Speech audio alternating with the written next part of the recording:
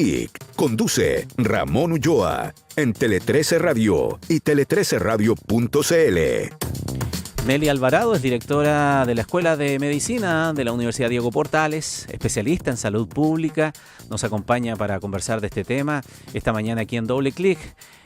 ¿Cómo está, directora? Buenos días.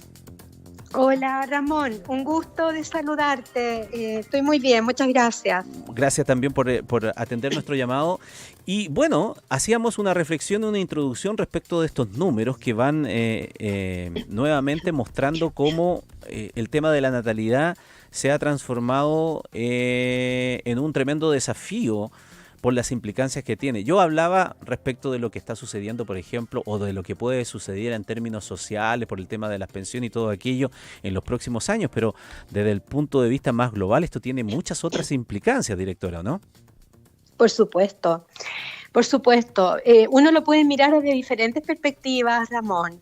Uno es la perspectiva, como señalabas, de una mirada más económica de la situación de mantención de población económicamente activa en los países. La perspectiva política, desde la lógica de las políticas públicas, la perspectiva social y desde la perspectiva más sanitaria. Yo creo que la perspectiva social tal vez es uno de los análisis que habrían que desarrollar, si tú me lo permites, para poder definir el por qué esto está ocurriendo. No sé si te parece. Por supuesto. ¿Y por qué? ¿Cómo nos acercamos a alguna explicación? Bueno, primero las poblaciones humanas, desde que existe el planeta, tienen movimientos en el sentido de las tasas de natalidad, las tasas de mortalidad, las tasas de fecundidad, que no es lo mismo la fecundidad que la natalidad, las tasas que tienen que ver con las migraciones, por ejemplo, y eso obedece a que las personas, de alguna manera, en el mundo, tenemos ciertas libertades, autonomías, en fin. Por lo tanto, todos estos fenómenos demográficos que tienen que ver con las poblaciones están descritos hace muchísimos años y es parte de lo que tenemos que aprender también en materia, por ejemplo, de salud, para poder definir qué tipo de poblaciones vamos a atender y, por lo tanto, qué tipo de programas vamos a fortalecer para dar atención a esas poblaciones. Por lo tanto, no debiera asustarnos, no es una situación alarma, sino que es una situación novedosa, de la misma manera que estamos viendo las migraciones. Uno dice, mire, pero tantos migrantes, nunca habíamos tenido tanto. Las poblaciones siempre han migrado, lo que pasa es que a lo mejor Chile, nuestro país, había tenido menos ingreso de determinado tipo de migrantes, porque migrantes siempre hemos tenido, ¿verdad? Y eso ha producido un impacto que a lo mejor estamos notando un poquito más que antes. Por lo tanto, estos fenómenos sociales, fenómenos humanos, digamos, son naturales. Ahora, por otro lado, en estos tiempos, las poblaciones, y particularmente, digamos, las poblaciones de mujeres, y voy a hablar particularmente de Chile, han estado de alguna manera muy marcadas por lo que es muy legítimo que sea marcado, que son las libertades individuales, la autorrealización, y eso implica también un énfasis en el género, es decir, la mujer que antes estaba en la casa, ¿verdad?, teniendo hijos. Mira, mi abuela tuvo 16 hijos, mi abuelita, 16. Y yo en este momento, ninguno de mis hijos tiene hijos ni quiere tener hijos. Estoy hablando de 3 o 4 generaciones que son el ejemplo un poquito de los comportamientos sociales. ¿Por qué? Porque las mujeres en estos tiempos quieren estudiar más, quieren trabajar, quieren tener más libertades, como desarrollarse como personas, ¿verdad? Y claramente las épocas o las edades en las cuales podrían querer embarazarse es sobre los 30 años. Lo que hace unos años, cuando yo estudié medicina, hablábamos de los embarazos en mujeres sobre los 30 años, decíamos gestante añosa. Imagínate, Ramón, gestante añosa sobre los 30, 35 años. Ahora eso es prácticamente natural. Y por otro lado, las tasas de fecundidad, es decir, el número de hijos por mujer, también han disminuido. O sea, si la mujer decide tener niños y se los tiene sobre los 35 años, 1, máximo 2. Entonces, claramente allí hay una conducta humana que tiene que ver también con que las sociedades han migrado más a una lógica, como te decía, más de la autorrealización, las libertades humanas. Por un lado, los arreglos de la vida son distintos al matrimonio, por ejemplo, y no necesariamente los matrimonios están conectados con la procreación. Puede que haya parejas, ¿verdad?, de diferentes tipos, y las familias también tienen una configuración diferente. Entonces, hay una evolución de las sociedades que implica de alguna manera la causal de por qué está ocurriendo esto. Y por otro lado, ninguna población en sí es estacionaria, es decir, nos estamos moviendo al interior de las ciudades o regiones en un mismo país, y por otro lado nos estamos moviendo entre los países. Por lo tanto, las culturas también se van de alguna manera mezclando y van apareciendo modelos distintos. Nosotros en Chile estamos viviendo ahora, o se nos está resaltando ahora, lo que por ejemplo en Europa, en los países de Europa, en España, en otros, este es un problema que lo tienen hace 20 años, hace mucho más décadas que nosotros, donde incluso han tenido que implementar políticas, ¿verdad?, digamos, que estimulen de alguna manera la maternidad, la paternidad.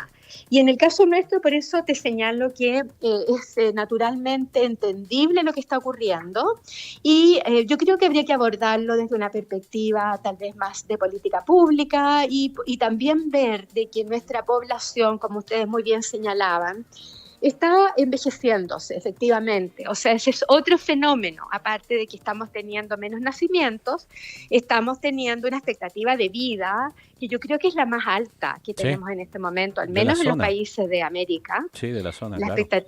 Exactamente, de la región.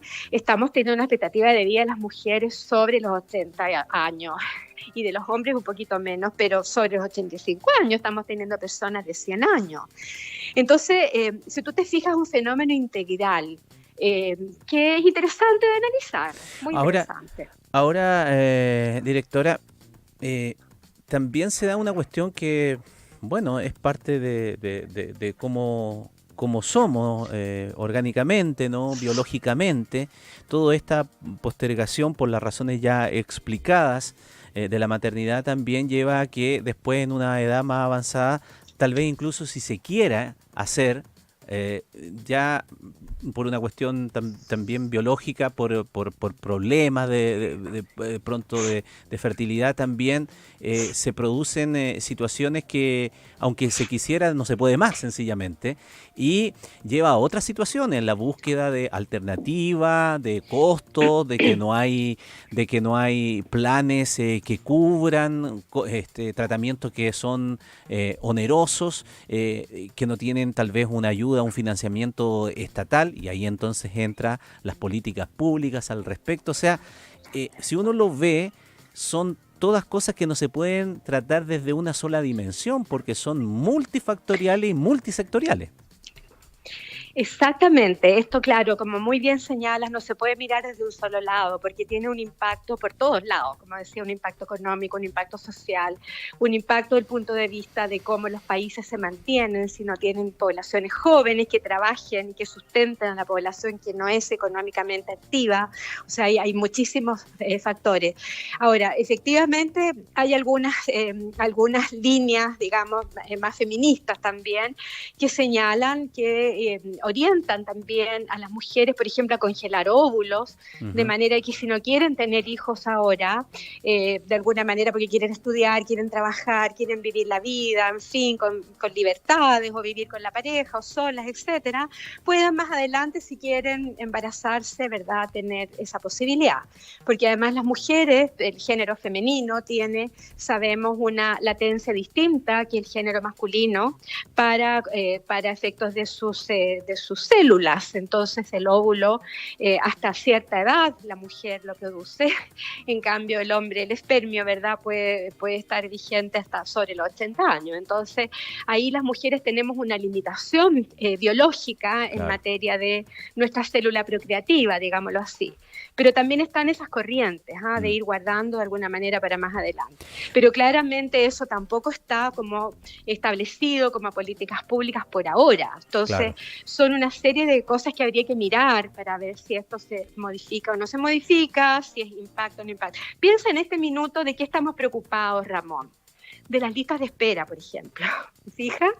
De la población que en este minuto tenemos que resolver desde el punto de vista de salud, porque son personas que requieren atención. Entonces, este tema de que los nacimientos han disminuido no es un problema que en este minuto, desde el punto de vista de política pública, cobre una especial relevancia como prioridad. Obviamente que hay que empezar a mirarlo para más adelante, pero también hay que mirar lo que pasa, por ejemplo, con la población migrante, Los partos en este minuto de la población migrante, lo que están ocurriendo aquí en Chile, aumentaron en un porcentaje muy alto del 2007, que eran como un 6% de los partos eran de migrantes, al 2023 o comienzos de este año, en casi un quinto, o sea, casi un 20%. Es decir, uno podría pensar de que gran parte a futuro, si proyectamos esta población, de la población de jóvenes, de niños, niñas, adolescentes, va a estar nutrida en nuestro país por población migrante, más que por la población propiamente nacional, digámoslo así. Entonces también allí hay un movimiento que es interesante, que hay que analizar integralmente. Sí, es muy interesante aquello porque incluso algunos estudios y cifras que se han mostrado dan cuenta que si uno ve también el comportamiento por comuna o por regiones, ve diferencia y en el caso del norte, por ejemplo, las regiones más extremas en algunos casos y en comunas en particulares como en Iquique, por ejemplo, si no fuera por la natalidad que aporta los migrantes, las tasas serían aún mucho más dramáticamente bajas. Exactamente. Y también eso implica, Ramón, de que, por ejemplo, nosotros en salud, en lo que implica la atención, la asistencialidad, por ejemplo, las maternidades que antes estaban repletas, ¿verdad?, de mujeres con partos, se han reducido. Y sí estamos viendo mucho más llenos los servicios de UTI, en fin, o de medicina médico-quirúrgico con patologías de adultos mayores. Entonces, la población de niños, niñas y adolescentes también ha ido y va a seguir yendo una proyección en disminución. Entonces, claramente nuestras políticas tienen que tener énfasis y uso de recursos diferenciados, porque claramente allí, y como tú muy bien señalas, hay una diferencia en las regiones, también en las comunas, que tenemos que estar atentos, sobre todo el punto de las políticas públicas. Y además, y en particular, yo que estoy en el área de formación, educación superior, la formación que tenemos que dar, por ejemplo, a nuestros médicos y a nuestros equipos de salud es una formación orientada a estos movimientos, vale decir, formar más médicos en el ámbito geriátrico, por ejemplo, de la gerontología, y también tenemos que tener cuidado en materia, por ejemplo, de la formación en las áreas de obstetricia, por ejemplo. A lo mejor más que obstetricia es la mirada ginecológica, porque precisamente también los partos, como han ido disminuyendo, la formación de nuestros médicos que antes nuestros internos atendían partos, etcétera, cada vez eso ha sido menor, precisamente por lo que está ocurriendo poblacionalmente. Un tema muy interesante que hemos querido poner aquí en la mesa de discusión a partir de estos datos que se han conocido esta semana, y la directora de la Escuela de Medicina de la Universidad Diego Portales y especialista en salud pública, Nelly Alvarado, nos ha ayudado a comprenderlo mejor en su contexto. Muchísimas gracias, que esté muy bien. Al contrario, Ramón, un gusto saludarte. Chao, chao. Hasta luego. Doble clic. Conduce Ramón Ulloa. Como siempre,